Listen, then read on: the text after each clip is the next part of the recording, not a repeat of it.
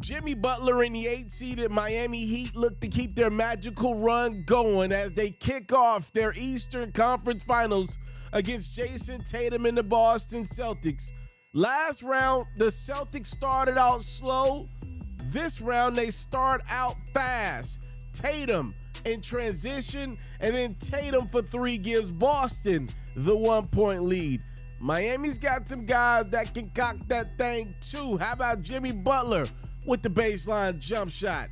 And then Kyle Lowry, the NBA champion, nails a midi of his own. Miami takes the 2-point lead. But from there until we went into the locker room, it was all Boston. And one, Tatum Brown showing you the grind. And then a beautiful cut from Malcolm Brogdon scores the deuce. And how about this and one from Tatum, who was on fire in the first half of this one. And as the big fella Robert Williams throws down this alley, it caps off a 15-2 run. Boston led it by 9 at the half. Third quarter, Miami wakes up. And I mean really wakes up. Bam Adebayo with the somehow, some way for his team, he made a play. And then look at Adebayo, chest to chest, man to man. It's what you put in the gym versus what Bam did, and Bam likes his chances. And then how about Jimmy Butler getting the and one to go? Miami has exploded to take the lead. Butler nailing the corner three. And then Max Strus joins the fun. How about 46 third quarter points from the Heat? They outscore Boston by 21 to take control of this one. Fourth quarter, here comes Jalen. What can Brown do for you? He can get you an and one to cut your deficit down to 6. But who's going to guard that man? Butler, once again, deep in his bag, making plays for himself and others. He finds Caleb Martin for 3. And then Butler, when it's your night, it's your night. He gets this 3 to roll in and lets everybody in the building know, yeah, I'm him. Miami walks into Boston, and just like Philly did last round, they steal game one from the Celtics with a 123-116 dub. They now take home court in this best-of-7 series that continues on Friday. What's up, everybody? It's yours truly. What a fantastic game from Jimmy Butler to close out that win for his Miami Heat. If you're enjoying these videos presented by your boy, show some love. Make sure you hit the subscribe button. Hit the notification bell if you really want to know as soon as your boy got a new video for you. Thank y'all so much for the time, love, and support. I genuinely do not take it for granted. I'm very appreciative. Enjoy the rest of the video.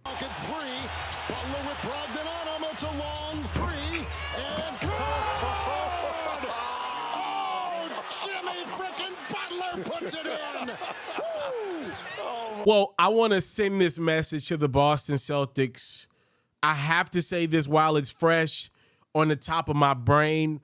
By the way, side note, I've been going for about a month and a half now. Pretty much every day, highlights of every game in the postseason.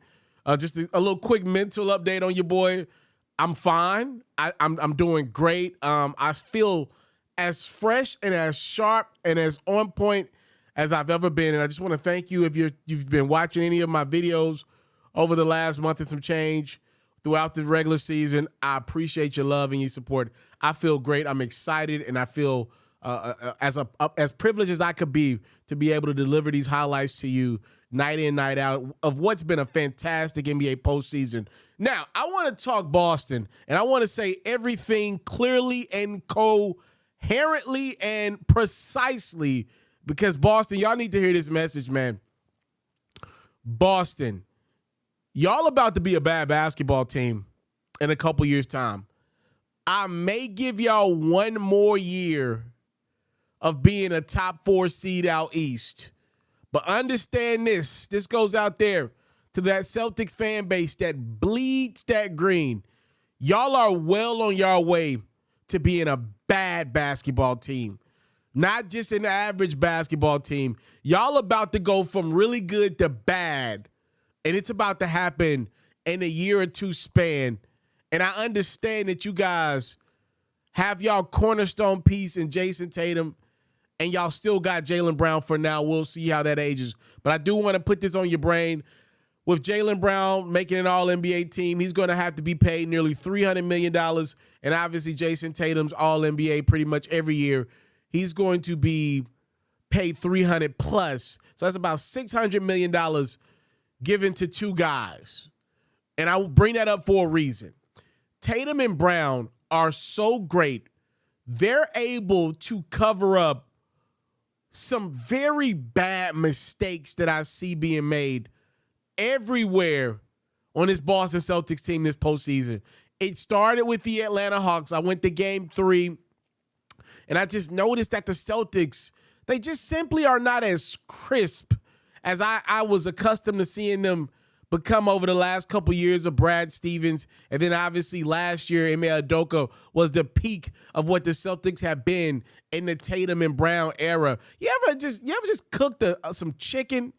I like my chicken to get crispy. That's why I can't eat a lot of it, even though I love chicken, but I can't do the fried chicken a lot because I like my chicken. When I do the fried chicken, I like it crisp. I like that thing golden brown. The Boston Celtics last year were just crisp. I know they didn't win a championship, but nothing's wrong losing to the Golden State Warriors, the NBA's best team this decade. Nothing's wrong with losing to them in 6 games. The Celtics got nothing to be disappointed about last year. But I'm telling you now, the Celtics are well on their way to losing to the Miami Heat. More than just this game 1. They're well on their way to losing this series. And it's because the Celtics are making too many mistakes that I just did not see them make last year. And here's what I genuinely believe. I genuinely believe the Celtics this year are benefiting off the Tatum and Brown greatness, but also off the residue left over from the Ime Udoka and Brad Stevens era. I think Brad Stevens obviously planted some seeds. He's obviously now in the front office. But be clear, Ime Udoka put some things in place. Jason Tatum called him his best coach ever, and this is a dude that played for Coach K and Brad Stevens. Jason said that's his favorite coach ever. Ime Udoka brought the best out of that Boston Celtics team. He just got it, man. In life, you just sometimes bump into something that makes the perfect amount of sense to you. And Ime Udoka just made sense with that Boston Celtics group. They're just things the Celtics didn't do last year. Timely turnovers that they are having this year that they didn't have last year. Not knowing where guys are going to be positioned. I mean, if you look at it, relatively speaking to the league, this is a group that overall has been together for quite some time. Al Horford left and came back. Robert Williams been around a couple years now. The guys that play for the most part, I know Derek White and Malcolm Brogdon have been a couple additions that we've seen in the last calendar year. But for the most part, this is a group that has pretty much been together for quite some time. Marcus Smart's been around, obviously Brown and Tatum. This is a very old, young group, and they've been around each other, and I just don't expect them to not know where guys are going to be. I'm seeing turnovers that we just didn't see happen. Guys not knowing when they're going to get the basketball, expecting passes to be there, they're just simply not there. And it gets me to the biggest elephant in the room. Joe Mazzulla is not the guy for this job, y'all. Boston, that's my end message. That's it. I'm sorry. It doesn't take me forever to realize it. What Joe reminds me of is Ty Lue in Cleveland. And I want to make this perfectly clear. LeBron won that championship for Ty Lue in Cleveland. Now, Ty since then has become an exceptional head coach with the Clippers. That was not the case with the Cleveland Cavaliers. I'm just being honest. Tatum is a great player. He's not LeBron James. So I'm saying the Celtics are not going to be able to overcome the bad coaching mistakes that I've seen from Joe Mazzulla. One of my closest friends, Brandon, actually a relative of mine as well, we always talk basketball. He's watching the game. He's a Tatum guy, and he's watching the game. And I told him, so most of the times I'm watching the Western Conference games live, and then to try to give my wife a little time, to be honest with y'all, I'm usually running the Eastern Conference games back later in the night. Like, I got to watch my Lakers live. I'm being real with y'all. And then I watch the Eastern Conference games back like later on DVR. I get to skip through the commercials and all that great stuff. I try to spend some time with wifey. Wifey get to complain and all that stuff. Look, it's been a long NBA season. You got to understand her perspective a little bit. My partner, though, Brandon, was telling me, yo, you got to watch this third quarter. It was bad. And Joe Mazzulla wouldn't call a timeout through it. And I was like, man, it couldn't have been that bad. So I go back and watch the game as I always do. And that third quarter, in which the Miami Heat scored 46 points, ladies and gentlemen, 46. They went back and gave them an extra point. They scored 46 points in the third quarter and take control of this basketball game. And the Celtics were never able to rebound after that third quarter. That was the difference in this basketball game. Tatum actually played a really good first half, but that third quarter was just disgustingly bad. Miami made some shots, but I think more than anything, the Celtics just had no answer for Jimmy Butler. They allowed him to get to every single spot he wanted to get to in this game. And Joe Mazzulla didn't call a timeout in the quarter. He just let his team work through it. Phil Jackson style. There is no Michael Jordan on the court. No disrespect, there's no Kobe Bryant on the court. No disrespect, there's no Shaquille O'Neal on the court. All right? It's just not. Joe's got to use his timeouts. This Celtics team, too many times we're talking about the same two storylines. Joe Mazzulla and his coaching blunders, and Jason Tatum and his up and down play. He had another stinker in the second half, but overall he had a good game. And by the way, Jason Tatum's a great talent. He ain't getting fired. So what does that mean? I think the Celtics should move on from Joe after year one. You know, I'm not necessarily upset that the Celtics decided to move on from Ime Udoka. There's been reports that they say, you know, Ime played that power structure into whatever relationship he had with whomever it may have been. Obviously, 1,000 rumors still swirl about that bad boy from last season. Whatever, right? The Celtics say they couldn't let Ime stay there. They let him get him out of there, suspended him, let him get the job with the Rockets. I think the bigger storyline is not that they let Ime go, but how did they land on Joe? Obviously, the Mazzulla thing happens. They hire him after their lead guy takes the job at Utah. Their lead assistant takes the job with the Jazz. He was already gone. And when the Ime Udoka stuff comes out, you understand that, right? That's not their fault, right? It's not their fault. But Joe Mazzulla, I believe, got this job way too early. This job is a big boy job. This job is for the big boys. This is a high-profile job. Coaching Jason Tatum and Jaylen Brown, the standard in Boston is great. Like, even in Joe's bad, I don't think this has been a great year for Joe. Second half of the season, the Celtics weren't good. And in the playoffs, they've struggled. But, hey, they're still in the Eastern Conference Finals. I have to be fair to him. Like, the Celtics they're a big boy job. They're in their peak right now. Like, think about it.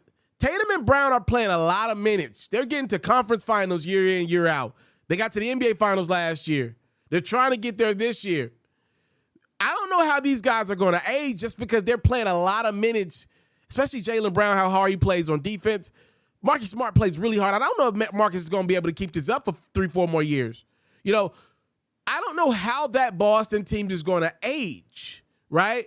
And I say that to say this might be their window now.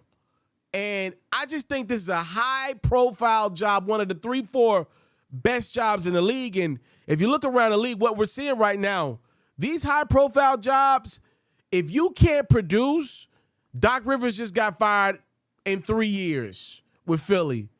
He had Embiid. Budenholzer had Giannis. He just got fired. Monty Williams got KD and Booker. He only got half a year with KD, and not even that because Durant was injured when he got traded. These jobs are very, very, very high profile. If Mike Malone doesn't reach the finals with the Nuggets right now, he's going to be on the hot seat. He got Jokic. These jobs, if your name ain't Steve Kerr, you are on the hot seat if you don't reach the conference finals and the NBA finals pretty much every year. So I just think this is a job for a Nick Nurse. I know Doc was already the coach there, but I'm thinking of Doc Rivers, a Ty Lue. This is a big boy job, and I don't think Joe is nowhere near qualified for the job. I think he should start somewhere else. I would put him, ironically, it feels like the Houston Rockets would have been a nice little starting spot for him. Let him gain some momentum, some steam as a head coach, and then move up the ranks. This is a big boy job, man, and I just don't think he's ready. Now, I want to give Miami credit. They forced Jason Tatum into 3 turnovers in about a 2-minute span in the fourth quarter of that basketball game. He really struggled. I said it earlier in this video. Jimmy Butler got to every spot he wanted to, just controlled that game. Pretty much reminded me of a LeBron throwback game against the Celtics. Just said, I'm going to be the guy that touches this ball every time down while I'm in the game. Get out of my way. If I decide to pass it to you, I do. If I don't, I don't. He made great passes, great decisions. When Jimmy Butler did take a break, they got a guy in Kyle Lowry that is playing as good a ball as he's played in the last couple years right now. He's playing some pretty good ball right now. He's healthy right now. And I could mention 1,004 role players. Matter of fact, I will give some of these guys credit. I think Bam's playing a really good role right now. Obviously, he's got to show some love to Caleb Martin. Got to show some love to Max Strus. He's about to get a bag. Kevin Love's actually been pretty decent in his role with Miami. Got to give him credit. These dudes in Miami are just exceeding every possession down. That's what's going on with the Heat right now. You can talk about who's supposed to be where and what the Heat did or didn't do in the regular season. The reality is this is the playoffs right now.